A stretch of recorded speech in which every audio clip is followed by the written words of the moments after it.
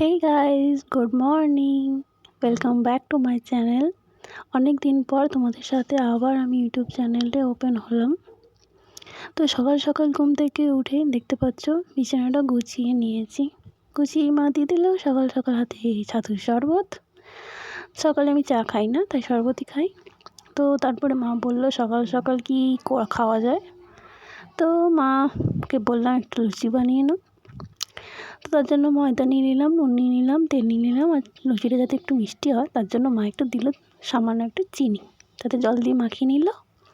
মাখিয়ে নেওয়ার পর মা ময়দাটাকে ভালো করে মাখিয়ে রেডি করে নিল। দেখতে পাচ্ছ ময়দাটা রেডি হয়ে গেছে।